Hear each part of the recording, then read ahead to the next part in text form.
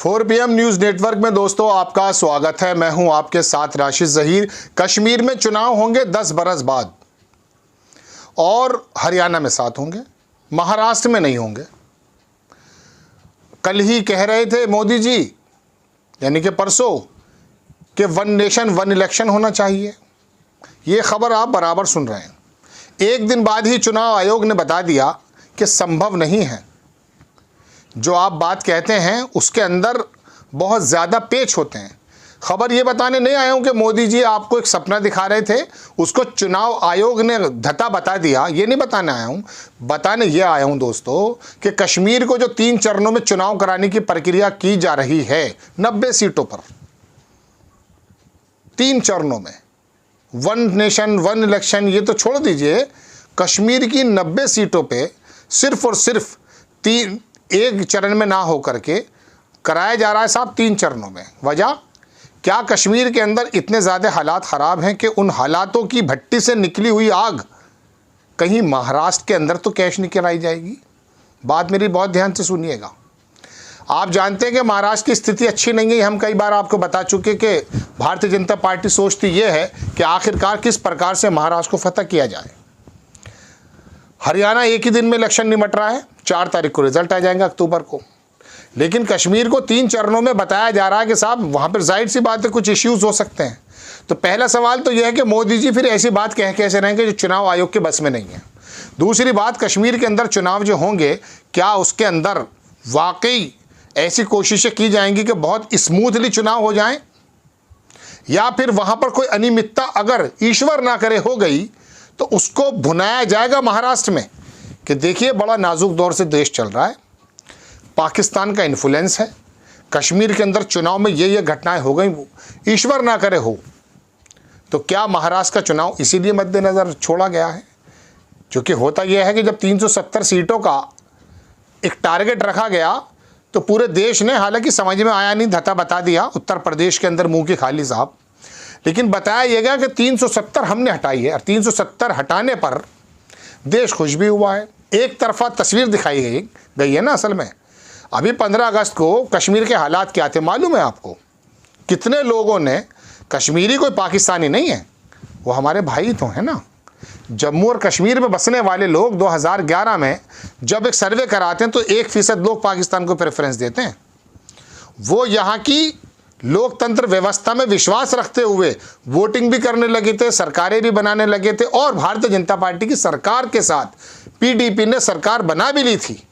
धीरे धीरे सब कुछ होता जा रहा था, लेकिन नहीं, जख्मों को कुरेद करके आपके सामने रखा जाना है और कश्मीर को फिर टुकड़े कर दिए गए साहब, अलग हटा दिया, वो दूसरा एरिया यूनियन टेरिटरी घोषित कर दिया गया।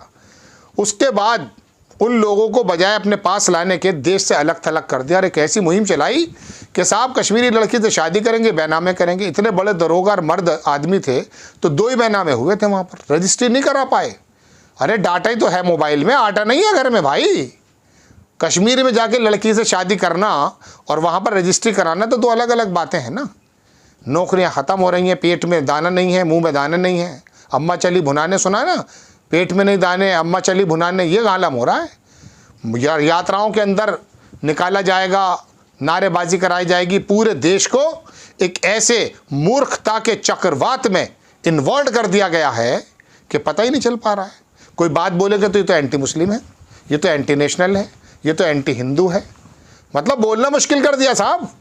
बोलते समय ये बहुत ध्यान रखना पड़ता है कि कब जेल जाना पड़ जाए। खैर, मैं अपनी बात पर आता हूँ कि कश्मीर के अंदर जब हालात ऐसे हैं तो देश के लाल किले के प्राचीर से फिर मोदी जी क्या हालात देख रहे थे।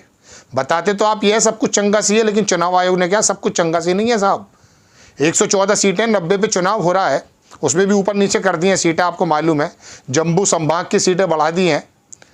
वो एक प्लान के साथ सारा मामला चल रहा है ना परिसीमन में, लेकिन उसके बावजूद भी 3 चरणों में चुनाव आप करा रहे हैं। चूँकि आपको यहाँ पे उम्मीद ये हो सकती है कि अगर कोई अनियमितता होती है, ईश्वर ना करे, तो आप जैसे 370 का आप झुनझुना बजाए जा रहे थे इलेक्शन में, ऐसे झुनझुना महाराष्ट्र में बजाएंगे कि देखिए साहब देश ऐसे मजबूत नेता के हाथ में है कि वहाँ पर बड़ी प्रॉब्लम हो रही थी, हम बड़ी मुश्किल से चुनाव करा कर आए हैं, पाकिस्तान इंटरफेयर करता है, ये करता है, वो करता है, क्या क्या नीयत क्या है। जब आप देश के लाल किले की प्राचीर से ये बयान देते हैं कि जनाब मन one nation one rank one जो है इलेक्शन हो जाएगा, तो फिर कश्मीर में 3 चरणों में क्यों? चलिए कश्मीर की बात मान ली जाती है, हो सकता है वहाँ पर कुछ इश्यूज़ हों, लेकिन अगर वहाँ कोई अनियमितता होती है उसे आप महाराष्ट्र में मत बताइएगा, चूँकि आपके नेता तैयार बैठे रहते हैं ऐसे इंतज़ार में कि कोई इशू हमें मिल जाए और हम जाकर पूरे देश में हंगामा कर दें। कलकत्ता के अंदर परसों खबर बनाई थी, मेरे आंसू निकलने को तैयार थे आपके सामने। खबर देख लीजिए, मेरी आवाज़ भर्रा गई थी उस बच्चे के बारे में बात करते समय जब बंगाल के अंदर हो रहा है।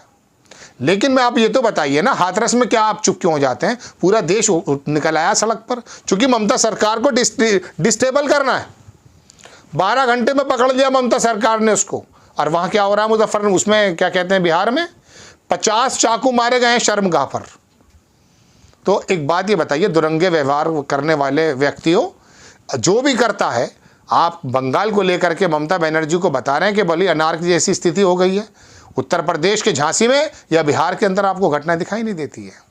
मैं आपको बताना ये चाहता हूँ दोस्तों कि इस कदर अजीबोगरीब मामले में चल रहा है देश, मतलब बिला वजह बांग्लादेश में शांति हो गई, ये बात चल रही है यूनुस से, प्रधानमंत्री जी की। शेख हसीना को यहाँ पर दे रखी है शरण, यूनुस वहाँ पर मंदिरों के सामने बैठ गया है जा करके, उनकी पार्टी भी बन गई है। यहाँ पर सड़कों पे जाम लगा रखा है साहब, यहाँ पर जो है वो कर रहा। अरे क्या गुजरात के अंदर जो नरसंहार हुआ था, सड़क पर उतरे थे क्या? बोलिए, बिल्किस बानो के साथ जो बदतमीजी हुई थी सड़क पर उतरे थे। बांग्लादेश का भर्सना पूरी दुनिया ने करे, हम भी करते हैं कि वहाँ माइनॉरिटीज़ के साथ आप कर कैसे रहें।